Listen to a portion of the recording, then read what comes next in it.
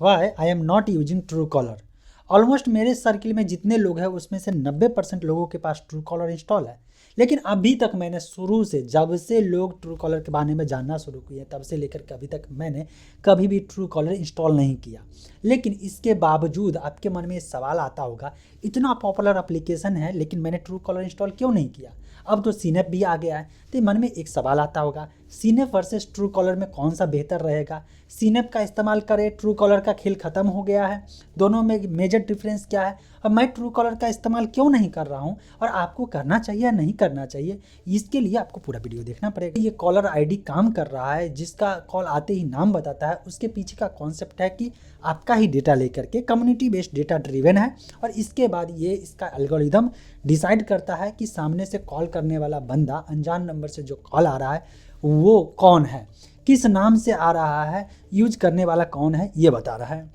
अब एक मन में सवाल हो गया, तो बहुत अच्छी बात है ना, कॉलर आईडी होना चाहिए, अननोन नंबर से कॉल आता है, फ्रॉड से बचने का बहुत बढ़िया तरीका है कि फ्रॉड वाले कॉल कर रहे हैं, लेकिन इसके बहुत सारे नुकसान भी हैं। तो ये समझना बेहद ज़रूरी है कि अगर आप अपने फ़ोन में कोई भी एप्लीकेशन इंस्टॉल करते हैं तो ये जानना ज़रूरी है कि आपके लिए कितना रिस्की हो सकता है। इस मामले में ट्रू कॉलर कितना रिस्की होगा ये समझते हैं, लेकिन सबसे पहले छोटा सा रिकैप समझ लेते हैं, ट्रू कॉलर वर्सेस सीनैप में कौन बेहतर रहेगा।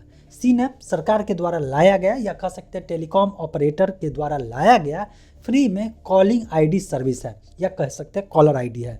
ये वही काम कर रहा है जैसे ट्रू कॉलर पे जब अगला कॉल करता था तो नाम पता चलता था, तो ये कॉलर आईडी जो सीनैप है इसमें टेलीकॉम ऑपरेटर आपको नाम बताएगा, लेकिन दोनों के बीच मेजर डिफरेंस है।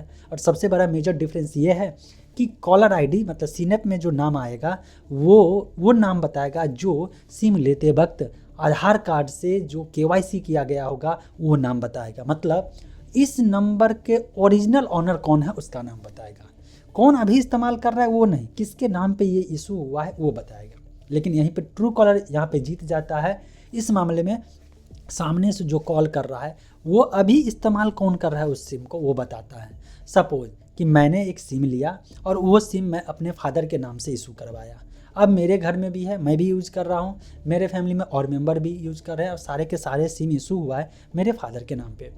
अब मैं कॉल करूँगा किसी को तो नाम मेरे फादर का बताएगा, मेरा नहीं बताएगा। लेकिन ट्रू कॉलर यहाँ पे जीत जाता है क्योंकि मेरा नंबर सबके मोबाइल में सेव है मेरे नाम से, ना कि मेरे फादर के नाम से। अब वो चूँकि ट्रू कॉलर इंस्टॉल किया हुआ है सामने वाला बंदा, और सबके नंबर जितने भी हैं उसमें ट्रू कॉलर इंस्टॉल है, सबके मोबाइल में इंस्टॉल है, उसने 10 लोगों से मिल करके मेरे नाम से सेव किया, तो ट्रू कॉलर का एल्गोरिदम डिसाइड करेगा कि चलो ये इनके फादर का नहीं बल्कि अजय का नाम से मेंशन करते हैं। मैं जब भी किसी को कॉल करूंगा जो मेरा नंबर सेव नहीं किया है तो मेरा नाम बताएगा, ना कि मेरे फादर का। लेकिन यहाँ पे सीनैप क्या करेगा, मेरा नाम नहीं बताएगा, मेरे फादर का नाम बताएगा। दोनों में मेजर डिफरेंस समझ गए। अब आते हैं कि फ्रॉड होने की संभावना किसमें ज़्यादा है किसमें कम है, तो दोनों का अपना अपना वैल्यू समझते हैं। सपोज कि कोई बंदा है जो सीबीआई बन के किसी को कॉल कर रहा है, अब जैसे सीबीआई बन के कॉल करेगा वहाँ पे कुछ और नाम, फर्जी नाम बताएगा, तो ऐसे में सीनैप का बेनिफिट ये है कि आप तुरंत डिटेक्ट कर लेंगे कि नहीं, जो सामने से कॉल कर रहा है वो फर्जी आदमी है, क्योंकि ये सिम इसके नाम से इशू नहीं है, जो ओरिजिनल केवाईसी में दिखा रहा है वो नाम बता रहा है। राइट, हो गया क्लियर। लेकिन यहाँ पे ट्रू कॉलर में एक झोल है। झोल ये है कि ट्रू कॉलर में जो भी एडिट करके नाम डालेगा या अपने ही सर्किल में 10-15 लोगों का दोस्त में जो है, चूँकि ये फ्रॉड करने वाले लोगों का एक ग्रुप होता है, सब लोग मिल करके क्या करेगा, ट्रू कॉलर इंस्टॉल करेगा, उस नंबर को सीबीआई के नाम से सेव कर लेगा, पुलिस के नाम से सेव कर लेगा। अब वो आपको कॉल करेगा उस नंबर से, और आपके पास ट्रू कॉलर है तो दिखाएगा क्या पता है, ना उसका ओरिजिनल नाम बताएगा जो असली यूज़र कौन है, ना ही उसके ओरिजिनल जो केवाईसी ऑनर है उसका नाम बताएगा, बल्कि नाम बताएगा सीबीआई का। आपको लगेगा यार ये तो सच में है, सही से कॉल कर रहा है, तो यहाँ पे मामला फंस जाता है, तो फ्रॉड करने वाले की संख्या बढ़ जाती है। अब रही बात स्पैम डिटेक्शन की, बात यहाँ पे किया जा रहा है, तो स्पैम डिटेक्शन में ऑलरेडी पहले से जियो और एयरटेल ने रोल आउट कर दिया है। उसके पास जो डेटा है, जो डिपार्टमेंट ऑफ टेलीकॉम के द्वारा जो नंबर पे रिपोर्ट किया जाता है, उसके बेस पे ये कॉल करते समय आपको अलर्ट कर देता है, स्पैम अलर्ट कर देता है। पहले से ये फीचर फ्री में सभी टेलीकॉम ऑपरेटर अप्लाई किए हुए हैं, अलाउ किए हुए हैं, तो स्पैम से भी डिटेक्शन हो रहा है। लेकिन एक चीज़ यहाँ पे दिक्कत हो रही है कि असल में यूजर को पकड़ना है, मतलब कि भले ही उसके फादर के नाम से सिम हो, लेकिन वो कॉल कर रहा है, उसमें से कौन मेंबर 3 में से कॉल कर रहा है ये पता करना है, तो ये काम सीनैप नहीं कर पाएगा, ये काम सिर्फ ट्रू कॉलर ही कर पाएगा। अब एक चीज़ मैंने शुरू में बोला ना कि मैं ट्रू कॉलर ना शुरू में इंस्टॉल किया, ना इस्तेमाल किया, और ना ही अभी तक इंस्टॉल किया हूँ, और ना ही मैं सजेशन देता हूँ।